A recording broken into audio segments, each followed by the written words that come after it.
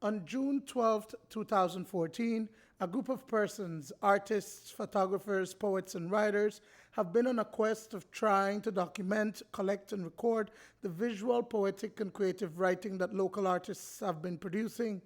That gave birth to BAFFU, a publication initially digital and on social media platforms that provokes discussion on what are societal norms that look at life in an abstract way. Since then, the group has released 9 editions of BAFFU, and on this occasion, a printed edition, hard copy of the magazine published.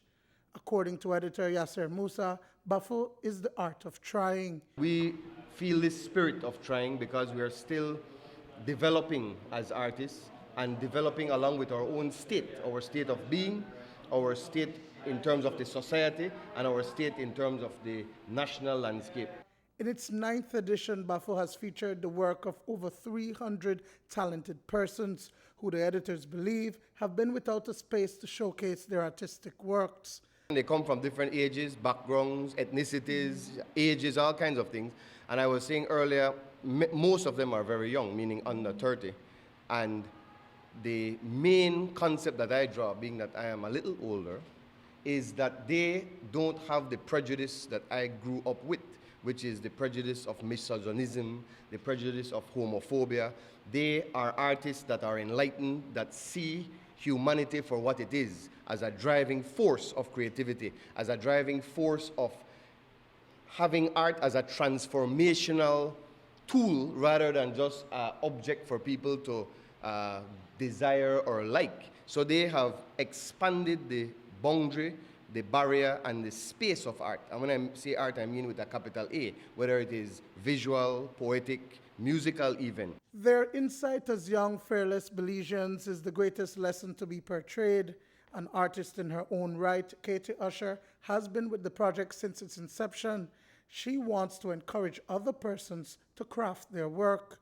Her piece on Nomul is most inspiring. Being a university dropout, that's where I buried all of my transcripts. All my school transcripts are right there in the rubble of Nomul, because I am saying there's no point in studying if we are going to be bludgeoning our history.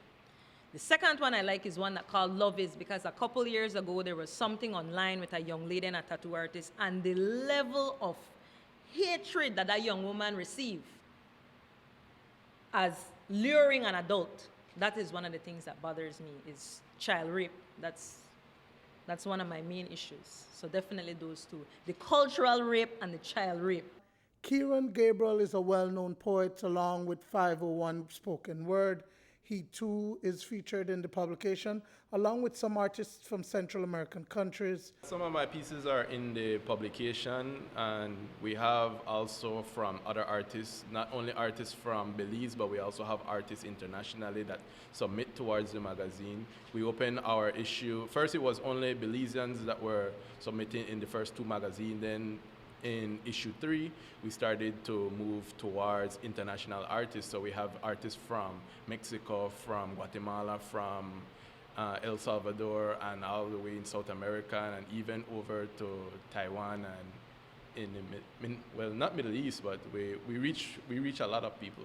Duane, Moody for News 5.